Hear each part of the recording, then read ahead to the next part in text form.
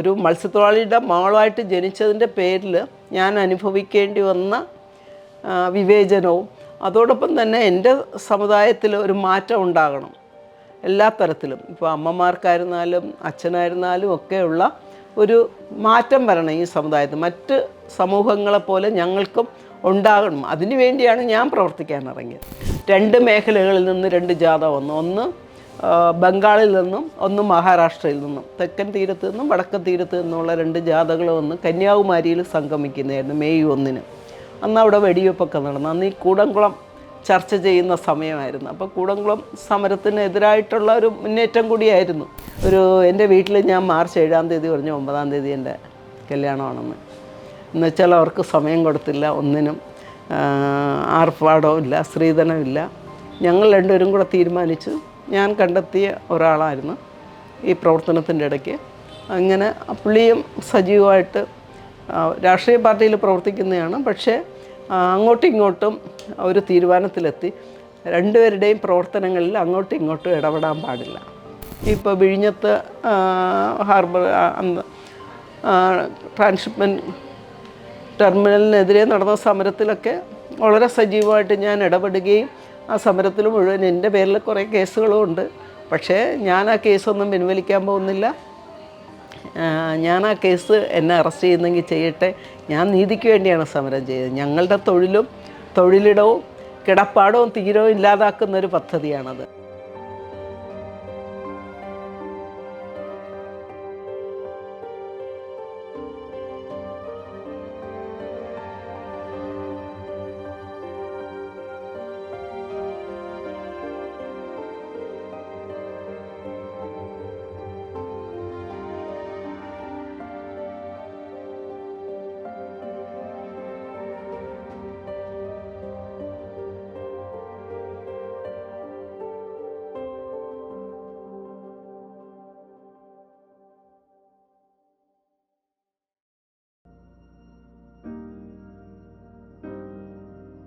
അപ്പോഴാണ് 87-ൽ ഇലക്ഷൻ വന്ന്.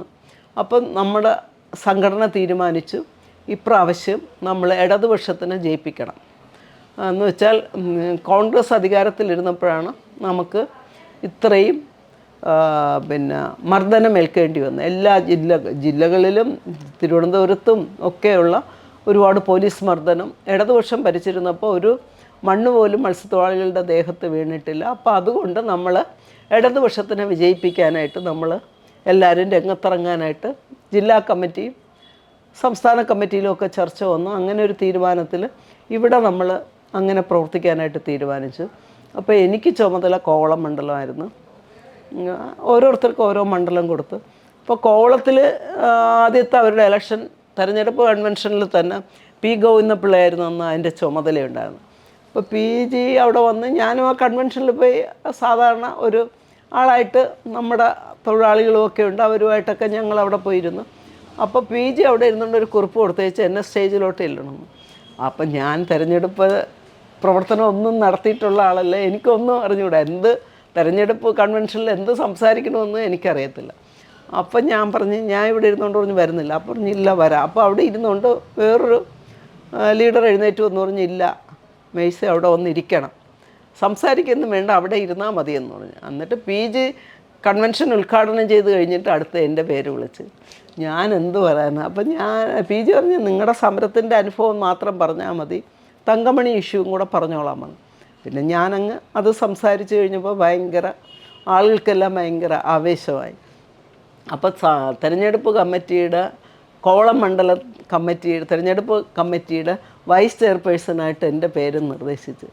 ഞാനാണെങ്കിൽ ഒരു ഇലക്ഷൻ പ്രവർത്തനവും നടത്തി എനിക്കൊരു പരിചയമില്ല. നമ്മൾ മത്സ്യത്തൊഴിലാളി സമരവും ഇതുമായിട്ടുള്ളൊരു ഒരു ആവേശമെന്ന് വെച്ചാൽ ഞാൻ പറഞ്ഞില്ലേ, നമ്മൾ ഒരു മത്സ്യത്തൊഴിലാളിയുടെ മകളായിട്ട് ജനിച്ചതിൻ്റെ പേരിൽ ഞാൻ അനുഭവിക്കേണ്ടി വന്ന വിവേചനവും അതോടൊപ്പം തന്നെ എൻ്റെ സമുദായത്തിൽ ഒരു മാറ്റം ഉണ്ടാകണം എല്ലാ തരത്തിലും. ഇപ്പോൾ അമ്മമാർക്കായിരുന്നാലും അച്ഛനായിരുന്നാലും ഒക്കെയുള്ള ഒരു മാറ്റം വരണം ഈ സമുദായത്തിൽ. മറ്റ് സമൂഹങ്ങളെപ്പോലെ ഞങ്ങൾക്കും ഉണ്ടാകണം. അതിനു വേണ്ടിയാണ് ഞാൻ പ്രവർത്തിക്കാൻ ഇറങ്ങിയത്. അല്ലാതെ ഞാൻ തിരഞ്ഞെടുപ്പ് രാഷ്ട്രീയത്തിലോ ഒന്നും എൻ്റെ താല്പര്യം അതായിരുന്നില്ല. പക്ഷേ അവസാനം ഞാൻ ഇലക്ഷൻ കമ്മിറ്റിയുടെ വൈസ് ചെയർപേഴ്സണായിട്ട്, പിന്നെ എല്ലായിടത്തും ഈ നീലലോഹിതദാസായിരുന്നു അന്ന് അവിടെ ഇടതുപക്ഷ മുന്നണിയുടെ സ്ഥാനാർത്ഥി, ജനതാദൾ. അപ്പോൾ പുള്ളിയുടെ പൈലറ്റ് വാഹനം എൻ്റേതായിരുന്നു. ഞാൻ പോയി പ്രസംഗിച്ച് കഴിയുമ്പോഴാണ് പുള്ളി അവിടെ വരുന്നത്, സ്വീകരണം കൊടുക്കുകയൊക്കെ ചെയ്യുന്നത്. അപ്പം ജനം തടിച്ചുകൂടും. ഒരു സ്ത്രീ പ്രസംഗിക്കുന്ന കേൾക്കാൻ വേണ്ടി ഉള്ള, ഞാൻ പിന്നെ ഭയങ്കര ആവേശത്തിൽ പ്രസംഗിക്കുന്ന ആളാണ്. അതും ഇത് മാത്രം മത്സ്യത്തൊഴിലാളി സമരവും ഈ തങ്കമണി ഇഷ്യൂ, ഇത് രണ്ടും തമ്മിലാണ് ഞാൻ കൂട്ടി യോജിപ്പിച്ചുകൊണ്ട് സംസാരിക്കുന്നത്. അപ്പോൾ അങ്ങനെ ആ തെരഞ്ഞെടുപ്പിൽ ഇടതുപക്ഷം തീരപ്രദേശത്തെല്ലാം ജയിച്ചു. അപ്പോൾ അതൊരു ഇവർ ഇടതുപക്ഷവുമായിട്ടും ചേർന്നുകൊണ്ടുള്ള സ്ത്രീകളുടെ സംയുക്ത പരിപാടിയുണ്ട്. അപ്പം മത്സ്യത്തൊഴിലാളി സംഘടനകളും ഒരു സംയുക്തമായിട്ട് ചേർന്നുകൊണ്ടുള്ള പരിപാടികളൊക്കെ അപ്പം ചെയ്യാൻ തുടങ്ങിയിരുന്നു. അപ്പോൾ ഈ 87 അത് കഴിഞ്ഞ് നമ്മൾ 90 ആയപ്പോൾ ട്രോളിംഗ് നിരോധനമൊക്കെ വന്നു. പക്ഷേ അടുത്ത അതിനേക്കാളും വലിയ പ്രശ്നമായി വിദേശ കപ്പലുകൾക്ക് ലൈസൻസ് കൊടുത്തത്. അപ്പോൾ ഇവിടുത്തെ ഒരു ഒന്നിനെ ഒന്ന് നേരിട്ട് അതൊന്നും ഇല്ലാതാക്കി വന്നപ്പോഴത്തേക്കും അതിനേക്കാളും വലിയ ഫീമോൻ ആയിട്ടുള്ള ആളെ അടുത്ത വന്നിരിക്കുകയാണ്. അപ്പോൾ അതിനെതിരെയുള്ള മത്സ്യത്തൊഴിലാളികൾ ആദ്യം നമ്മൾ തന്നെയാണ്, സ്വതന്ത്ര മത്സ്യത്തൊഴിലാളി ഫെഡറേഷൻ തന്നെയാണ് നമ്മൾ ഇതിനെതിരായിട്ടുള്ള മൂവ്മെൻറ്റ് തുടങ്ങിയത്. നമ്മൾ ഒരു 92 ആയപ്പോഴത്തേക്കും നമ്മൾ വിദേശ കപ്പലുകൾക്കെതിരെ നമ്മളുടെ സംഘടന ഒറ്റയ്ക്ക് തന്നെ ഒരു പണിമുടക്ക് പ്രഖ്യാപിച്ച് ഒരു പരിധിവരെ വിജയിച്ചു. പക്ഷേ അതൊരു ചർച്ചയ്ക്ക് വഴിതെളിച്ച്. അത് കഴിഞ്ഞപ്പോൾ സംയുക്തമായിട്ട് പിന്നെ വിദേശ കപ്പലുകൾക്കെതിരെയുള്ള സമരം വളരെ കാര്യമായിട്ട് സംഘടിപ്പിക്കുകയും മൊത്തം 2 ദിവസം ഫുള്ള് തീരദേശം അടഞ്ഞു കിടക്കുകയായിരുന്നു, ബന്ദാക്കി മാറ്റി നമ്മൾ. അത് എല്ലാ സംഘടനകളും ചേർന്ന് അതിനോടൊപ്പം തന്നെ ഇത്തരം കേസുകൾ നമ്മൾ കാര്യമായിട്ട് കൊണ്ടുപോവുകയും ചെയ്യുന്നുണ്ടായിരുന്നു. 90 87 89 ആയപ്പോഴത്തേക്കാണ് നമ്മൾ കന്യാകുമാരി മാർച്ച്. ഞാനപ്പോൾ സംസ്ഥാന കമ്മിറ്റിയിലുണ്ട്. കേരളത്തിൽ നമ്മൾ സ്ത്രീകളുടെ ഒരു സബ് കമ്മിറ്റിയൊക്കെ രൂപീകരിച്ച്, സംസ്ഥാന തലത്തിലൊരു കമ്മിറ്റി രൂപീകരിച്ച് അതിൻ്റെ കൺവീനർ ഞാനാണ്. വനിതാ വിഭാഗമായിട്ടൊരു കമ്മിറ്റി ഉണ്ടാക്കി. ദേശീയ തലത്തിൽ 87 മുതൽ ഞാൻ NFFൻ്റെ നാഷണൽ ഫിഷ് വർക്കേഴ്സ് ഫോറത്തിൻ്റെ national committee member, national women's കൺവീനറുമായിട്ട് എടുത്തു. അപ്പോൾ അങ്ങനെയുള്ള നാഷണൽ ലെവലിൽ നമ്മൾ ഇത്തരത്തിലുള്ള പഠനങ്ങളും ഈ സ്ത്രീ പ്രശ്നം ഒരു പ്രധാന വിഷയമായിട്ട് നമ്മൾ എടുക്കുകയും അന്ന് ഈ കേരളത്തിന് പുറത്തുപോയി ജോലി ചെയ്യുന്ന ഒരുപാട് സ്ത്രീകളുണ്ടായിരുന്നു ഈ മത്സ്യ സംസ്കരണ ഫാക്ടറികളിൽ. കേരളത്തിന് തീരപ്രദേശത്തു നിന്ന് ഉൾനാടൻ മേഖലകളിൽ നിന്നും പോകുന്ന ഒരുപാട് സ്ത്രീകളുണ്ടായിരുന്നു.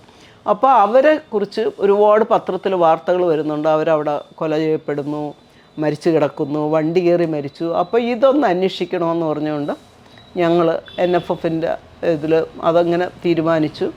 അങ്ങനെ ഞാനും എലിയാമ്മ വിജയൻ, ഞാൻ പറഞ്ഞില്ലേ PC-യുടെയൊക്കെ ആയിരുന്നു, ഞങ്ങൾ രണ്ടുപേരും കൂടെ 90 കഴിഞ്ഞപ്പോഴത്തേക്കും 89 കന്യാകുമാരി മാർച്ച് ഉണ്ടായിരുന്നു. കന്യാകുമാരി മാർച്ച് ജലം സംരക്ഷിക്കൂ ജീവൻ രക്ഷിക്കുകയാണ്.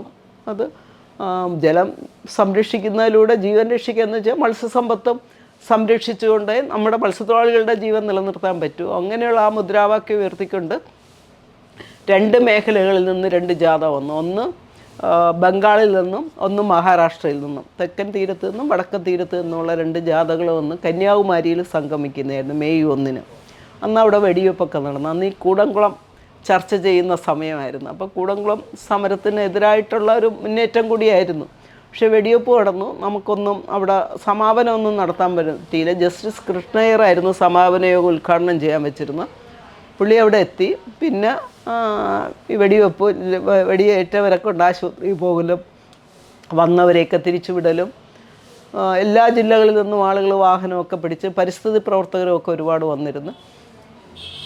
അപ്പോൾ അത് പിന്നെ അതിൻ്റെ ആ കേസും അത് ഈ വെടിയേറ്റവരുടെ അങ്ങനെയുള്ള പ്രശ്നങ്ങളൊക്കെ നടന്നുകൊണ്ടിരിക്കുമ്പോഴാണ് ഈ നമ്മുടെ അന്യസംസ്ഥാനങ്ങളിൽ പോയി മത്സ്യ സംസ്കരണ ഫാക്ടറികളിൽ ജോലി ചെയ്യുന്ന സ്ത്രീകളുടെ പ്രശ്നങ്ങൾ.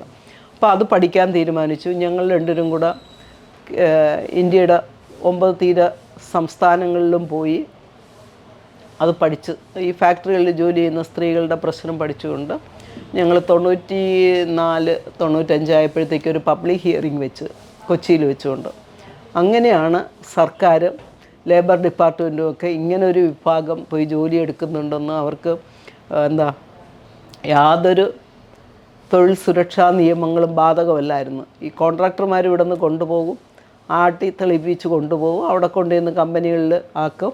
പക്ഷേ എപ്പോൾ ചരക്ക് മീൻ വരുന്നോ അപ്പോൾ അവരെഴുന്നേറ്റ് പണി ചെയ്യണം. യാതൊരു സുരക്ഷിതത്വവും ഇല്ലാത്ത ആണ്. അടിസ്ഥാന സൗകര്യങ്ങളില്ല, പിന്നെ ഓവർ ടൈം ഇല്ല, ഒന്നുമില്ല. അങ്ങനെ ശമ്പളവും വളരെ കുറവാണ്.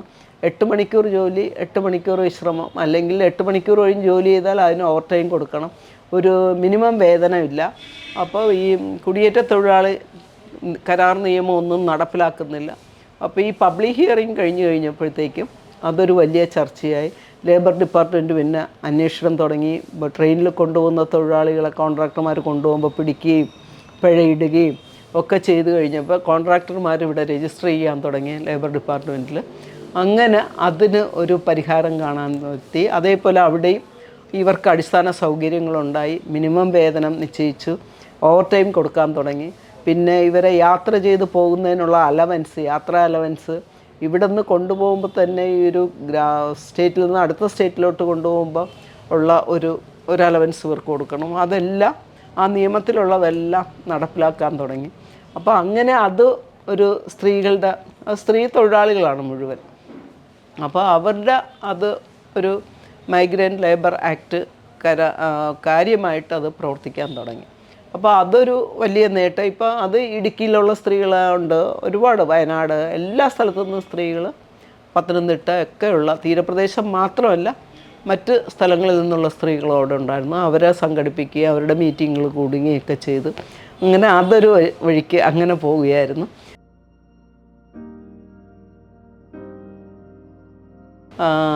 89 ഞാൻ വിവാഹം എന്ന് പറഞ്ഞാൽ തീരുമാനിക്കുന്നത്. എൻ്റെ വീട്ടിൽ ഞാൻ മാർച്ച് 7-ാം തീയതി പറഞ്ഞു 9-ാം തീയതി എൻ്റെ കല്യാണമാണെന്ന്. എന്നുവെച്ചാൽ അവർക്ക് സമയം കൊടുത്തില്ല, ഒന്നിനും ആർഭാടവും ഇല്ല, സ്ത്രീധനമില്ല. ഞങ്ങൾ രണ്ടുപേരും കൂടെ തീരുമാനിച്ചു. ഞാൻ കണ്ടെത്തിയ ഒരാളായിരുന്നു ഈ പ്രവർത്തനത്തിൻ്റെ ഇടയ്ക്ക്. അങ്ങനെ പുള്ളിയും സജീവമായിട്ട് രാഷ്ട്രീയ പാർട്ടിയിൽ പ്രവർത്തിക്കുന്നതാണ്. പക്ഷേ അങ്ങോട്ടും ഇങ്ങോട്ടും ഒരു തീരുമാനത്തിലെത്തി. രണ്ടുപേരുടെയും പ്രവർത്തനങ്ങളിൽ അങ്ങോട്ടും ഇങ്ങോട്ടും ഇടപെടാൻ പാടില്ല. രണ്ടുപേർക്ക് അവരുടെ സ്വാതന്ത്ര്യം അനുസരിച്ച് പ്രവർത്തിക്കാം. അതിനെന്തെങ്കിലും ഒരു പ്രശ്നം ഉണ്ടാകുകയാണെങ്കിൽ അവിടെ വെച്ച് നമ്മൾ പിരിയും എന്നുള്ള രീതിയിൽ ഉള്ള തീരുമാനത്തിലാണ് ഞങ്ങൾ. അപ്പോൾ എൻ്റെ വീട്ടുകാർക്കൊന്നും ഇതൊരു കല്യാണമാണോ എന്നൊക്കെ ചോദിച്ച് ഞാൻ പറഞ്ഞു ഇങ്ങനെയും കല്യാണം നടത്താമെന്ന് പറഞ്ഞ് അങ്ങനെ 7-ാം തീയതി പറഞ്ഞു 9-ാം തീയതി കല്യാണം. ഒരു ഇതില്ലാതെ എൻ്റെ ഫ്രണ്ട്സ് എല്ലാം കൂടെ ചേർന്നിട്ട് വന്നവർക്ക് ഓരോ ചായയോ ഇങ്ങനെ ഓരോരുത്തരും ഓരോ സ്ഥലത്ത് പോയി സാധനം വാങ്ങിച്ചുകൊണ്ട് വന്ന് ചിലർക്ക് പഴം കിട്ടി, ചിലർക്ക് സമോസ കിട്ടി, ചിലർക്ക് ചായ കിട്ടി. ഞങ്ങൾക്ക് രണ്ടുപേരും കൂടെ 350 രൂപയെ ചിലവായുള്ളൂ. അങ്ങനെ 89 മാരേജ് കഴിഞ്ഞു. 90 അപ്പോഴും ഞാൻ സജീവമായിട്ട് 90 മോളുണ്ടായി. അത് കഴിഞ്ഞ് ഞാൻ സജീവമായിട്ട് പ്രവർത്തിക്കുന്നുണ്ടായിരുന്നു. സ്ത്രീകളുടെ പ്രശ്നങ്ങൾ ഏറ്റെടുക്കാൻ തുടങ്ങി. ഈ മത്സ്യസംസ്കരണ മേഖലയിലെ സ്ത്രീകളുടെ പ്രശ്നങ്ങൾ, കുടുംബത്തിനുള്ളിലെ പ്രശ്നങ്ങൾ, ഇതൊക്കെ ഏറ്റെടുക്കാൻ തുടങ്ങിയപ്പോഴത്തേക്കും സംഘടനയ്ക്കുള്ളിൽ എൻ്റെ സമയം പഴയതുപോലെ കിട്ടുന്നില്ല. അപ്പം ഞാൻ പറഞ്ഞു ഇത് സംഘടനയുടെ പ്രശ്നമാണ്, ഇത് സംഘടനാ പ്രവർത്തനമാണ്. അപ്പം ഞങ്ങൾ ഈ മധ്യപ്രദേശിൽ ശങ്കർ ഗുഹാനി യോഗി അറിയാമോ? കേട്ടിട്ടുണ്ടോ? അവരുടെ ഒരു വലിയ പ്രസ്ഥാനം, ഒരു സ്വതന്ത്ര പ്രസ്ഥാനമുണ്ട്. പുള്ളി നെക്സലൈറ്റ് മൂവ്മെൻറ്റിലൂടെ വന്നിട്ട് പുള്ളി അവിടെ ഒരു ട്രേഡ് യൂണിയൻ ഉണ്ടാക്കി, സ്വതന്ത്ര ട്രേഡ് യൂണിയൻ ഉണ്ടാക്കി. ആ ട്രേഡ് യൂണിയൻ്റെ ഭാഗമായിട്ട് അവിടെ ഹോസ്പിറ്റൽ നടത്തുന്നുണ്ട്, സ്കൂൾ നടക്കുന്നുണ്ട്, പിന്നെ മറ്റ് പല പ്രവർത്തനങ്ങളും നടക്കുന്നുണ്ട്. സ്ത്രീകളുടെ ഗ്രൂപ്പുകൾ എല്ലാം ഉണ്ട്. പക്ഷെ അത് ശരിക്കും ഒരു നമ്മൾ ഈ വ്യവസ്ഥാപിത രാഷ്ട്രീയ പാർട്ടികളുടെ പ്രവർത്തനം പോലല്ല ഇങ്ങനെയുള്ള സ്വതന്ത്ര ട്രേഡ് യൂണിയൻ. നമ്മളെല്ലാ മേഖലകളിലും ആ ബന്ധം ഉണ്ടാക്കണം. അപ്പോൾ അത് ഞങ്ങളവിടെ പോയി ഈ പ്രവർത്തനമൊക്കെ കണ്ടിട്ട് പോയിരുന്നു മധ്യപ്രദേശിൽ. അത് ഈ 4-ാം സ്ത്രീ വിമോചന പ്രവർത്തകരുടെ 4-ാം അഖിലേന്ത്യാ സമ്മേളനം പാറ്റ്നയിൽ വെച്ചായിരുന്നു. അവിടെ ഞങ്ങൾ പോയിട്ട് ഈ മധ്യപ്രദേശ് റായ്പൂർ വന്ന് പുള്ളിയുടെ ഛത്തീസ്ഗഡിലായിരുന്നു പുള്ളി. അവിടെ വന്ന് പുള്ളിയുടെ പ്രവർത്തനം അവിടെ ഒരു 5-6 ദിവസം താമസിച്ചുകൊണ്ട് ആ പ്രവർത്തനങ്ങളൊക്കെ മനസ്സിലാക്കുകയും പുള്ളിയായിട്ട് ചർച്ച ചെയ്യുകയൊക്കെ ചെയ്തപ്പോൾ നമുക്ക് തോന്നി ഒരു സ്വതന്ത്രമായിട്ട് നിൽക്കുന്ന ട്രേഡ് യൂണിയൻ ഇങ്ങനെ വ്യത്യസ്ത മേഖലകൾ കോർത്തിണക്കിക്കൊണ്ടായിരിക്കണം. ആരോഗ്യ മേഖല എടുക്കണം, സ്ത്രീകളുടെ ഇഷ്യൂസ്, അതോടൊപ്പം തന്നെ തൊഴിൽ പ്രശ്നങ്ങൾ, ഇതെല്ലാം വിദ്യാഭ്യാസ മേഖലയിലെ പ്രശ്നങ്ങൾ, ഇതെല്ലാം എടുത്തുകൊണ്ട് വേണം ഒരു മൂവ്മെൻറ്റായി പോകേണ്ടത്. പക്ഷേ നമ്മൾ ഈ വ്യവസ്ഥാപിത രാഷ്ട്രീയ പാർട്ടികൾ ചെയ്യുന്ന കണക്ക് തൊഴിൽ മാത്രം എടുത്തുകൊണ്ട് ചെയ്തിട്ട് പ്രയോജനമില്ല. അപ്പോൾ ഇതൊരു ഭയങ്കര പ്രശ്നമാണ് സംഘടനയ്ക്കുള്ളിൽ നടക്കുന്നുണ്ടായിരുന്നു. അപ്പോൾ ഞാനിങ്ങനെ ഈ കാര്യങ്ങൾക്കും എൻ്റെ സമയം കൂടുതൽ കൊടുക്കുന്നുണ്ടായിരുന്നു. അപ്പോൾ അത് അവർ ചെയ്തു. അവസാനം ഒരു കമ്മിറ്റിയിൽ ഞങ്ങളിങ്ങനെ സ്ത്രീകളുടെ ഗ്രൂപ്പ് ഒരുമിച്ച് ചർച്ച ചെയ്ത് ഞങ്ങൾ ചില തീരുമാനങ്ങൾ കമ്മിറ്റിയിൽ അവതരിപ്പിക്കും. അപ്പോൾ അവർ എല്ലാം കൂടെ പുരുഷന്മാർ ചാടി പറഞ്ഞ് ഞങ്ങൾ സ്ത്രീകളുടെ പ്രശ്നം പരിഹരിക്കാനല്ല സംഘടന ഉണ്ടാക്കിയ തൊഴിൽ മേഖലയിലെ പ്രശ്നമാണെന്ന്. അപ്പോൾ ഞാൻ പറഞ്ഞു തൊഴിൽ മേഖലയിലെ പ്രശ്നം തന്നെയാണ്. സ്ത്രീകളുടെ പ്രശ്നം എന്ന് പറയുന്നത് തൊഴിലുമായിട്ട് ബന്ധപ്പെട്ടാണ്. അവർ കുടുംബത്തിനുള്ളിൽ ചെയ്യുന്നത് നിങ്ങൾ തൊഴിലായിട്ട് അംഗീകരിക്കാത്ത എന്താണ്? നിങ്ങളുടെ അധ്വാനശേഷി പ്രദാനം ചെയ്യുന്ന സ്ത്രീകൾ. അങ്ങനെ വാദപ്രതിവാദം വന്ന അവസാനം ഞാൻ പറഞ്ഞു ഞാൻ ഈ സംഘടനയിൽ നിൽക്കുന്നില്ല എന്ന് പറഞ്ഞിട്ട് ഞാൻ ഇറങ്ങി വോക്കൗട്ട് നടത്തി അങ്ങ് പോയിട്ട് പിന്നെ ഇവർ പല തരത്തിൽ നോക്കിയിട്ടും എനിക്ക് ഒട്ടും യോജിക്കാൻ പറ്റുന്നില്ല. നമ്മൾ ഒരു വ്യവസ്ഥാപിത രാഷ്ട്രീയ പാർട്ടികൾ ചെയ്യുന്ന കണക്ക് നമ്മൾ ചെയ്തുകൊണ്ടിരിക്കുന്ന അതൊരു 96 ആയപ്പോഴാണ്. പിന്നെ മത്സ്യത്തൊഴിലാളി മേഖലയിൽ പൊതുവായിട്ടുള്ള ഇഷ്യൂ വരുമ്പോൾ ഞാൻ അതിനെ പിന്തുണയ്ക്കുകയും ആ സമരങ്ങളിൽ ഇടപെടുകയൊക്കെ ചെയ്യും. ഇപ്പോൾ വിഴിഞ്ഞത്ത് ഹാർബർ ട്രാൻസ്ഷിപ്മെൻറ്റ് ടെർമിനലിനെതിരെ നടന്ന സമരത്തിലൊക്കെ വളരെ സജീവമായിട്ട് ഞാൻ ഇടപെടുകയും ആ സമരത്തിൽ മുഴുവൻ എൻ്റെ പേരിൽ കുറേ കേസുകളും ഉണ്ട്. പക്ഷേ ഞാൻ ആ കേസൊന്നും പിൻവലിക്കാൻ പോകുന്നില്ല. ഞാൻ ആ കേസ് എന്നെ അറസ്റ്റ് ചെയ്യുന്നെങ്കിൽ ചെയ്യട്ടെ. ഞാൻ നീതിക്ക് വേണ്ടിയാണ് സമരം ചെയ്തത്. ഞങ്ങളുടെ തൊഴിലിടവും കിടപ്പാടവും തീരവും ഇല്ലാതാക്കുന്നൊരു പദ്ധതിയാണത്. അതപ്പോൾ അതിൽ തന്നെ ഞാൻ ഉറച്ചു നിൽക്കുന്നുണ്ട്. എനിക്ക് ആരുടെയും പുറകെ ഇപ്പോൾ എൻ്റെ കേസൊന്നും പിൻവലിക്കേണ്ട. ഞാൻ അത് ചെയ്ത ന്യായമായ സമരം എന്ന് തന്നെയാണ് എൻ്റെ ഇപ്പോഴത്തെയും വിശ്വാസം. ഇനിയും മത്സ്യത്തൊഴിലാളികൾ അതിൻ്റെ ദുരന്തം അനുഭവിക്കാൻ പോവുകയാണ്. ഇനിയിപ്പോൾ ഷിപ്പൊക്കെ വരുന്നെന്ന് പറയുന്നത് നമ്മൾ കാണുന്നല്ലോ, അപകടങ്ങളും അതിൻ്റെ ആ കണ്ടെയ്നറുകൾ കടലിൽ കിടക്കുന്നത് കൊണ്ടുണ്ടാകുന്ന ദുരന്തങ്ങളും ഒരു വശത്ത്, പിന്നെ പ്രകൃതി മത്സ്യസമ്പത്ത് തന്നെ നശിക്കുകയാണ്. ട്രെഡ്ജിങ് ഇപ്പോഴും നടന്നുകൊണ്ടിരിക്കുക. ട്രെഡ്ജിങ് വേണ്ടെന്ന് പറയുന്ന സ്ഥലത്ത് ഇപ്പോഴും ട്രെഡ്ജിങ് നടന്നുകൊണ്ടിരിക്കുകയാണ്.